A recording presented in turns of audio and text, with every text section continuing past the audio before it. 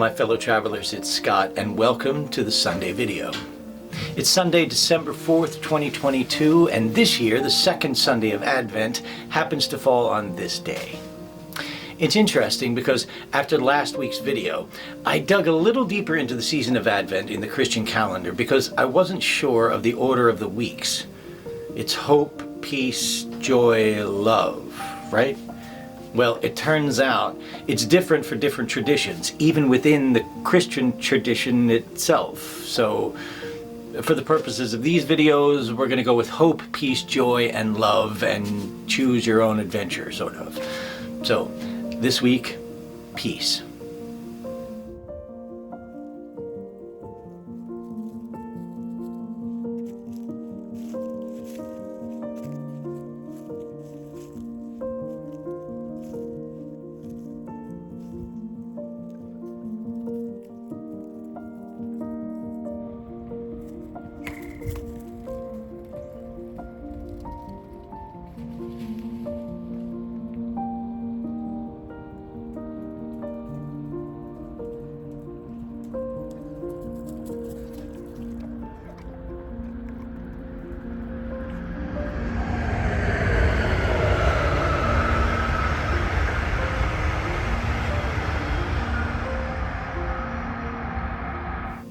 Last week was hope, and I think I can do hope. That one feels like something I can get a hold of now.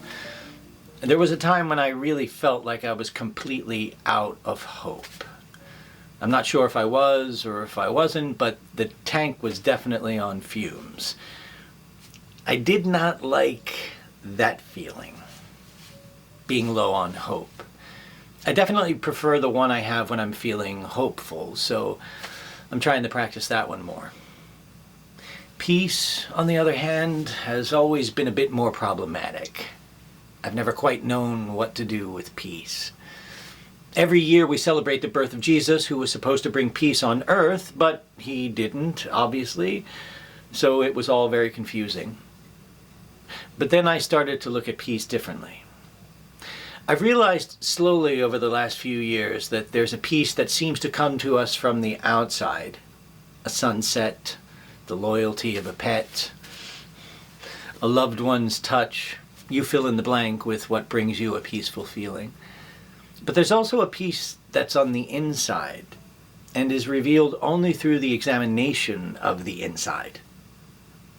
First, it occurred to me, like I mentioned last week, that each and every human being on the planet is an unduplicatable miracle. Every being to ever live was, is, and forever shall be completely unique and particular. That is a miracle to me, and I can hope in that miracle. I mean, the possibilities are endless. Once I realized I was just walking around in a miracle, I also saw something else. That everything is temporary. Everything on the outside, people, relationships, jobs, the places I've lived, worked, temporary. And everything on the inside, my thoughts, my feelings, perceptions, emotions, temporary. They are the product of my thinking mind, who thinks it's all there is, if left unchecked and untamed, but my thinking mind changes. So it's not, essentially, me. It is the unchanging part of me, deep on the inside, that is the peace I mean. It's not a peaceful feeling, because that can come and go, and is often mistaken for this peace. The unchanging part of me is the presence of peace itself. And it's what we're all essentially made of. I realized I've only always been looking for peace on the outside, and I didn't know how to find it on the inside. I wanted desperately to find a way to remember that I wasn't the changing part. Right around 3 years ago, I met a beautiful Buddhist monk named Thich Nhat Hanh, by way of his YouTube videos. And he gave me the key to the connection between the outside and the inside, between the changing and the unchanging. And that connection is life itself.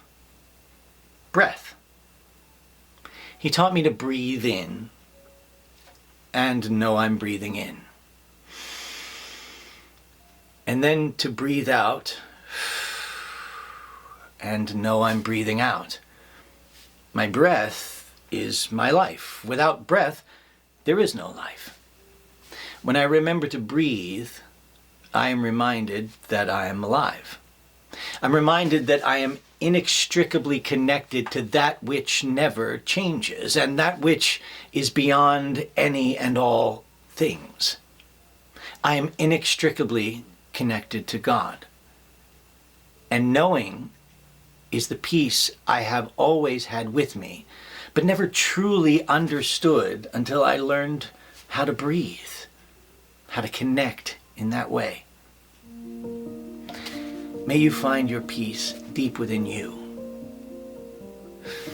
Breathe in and know you're breathing in.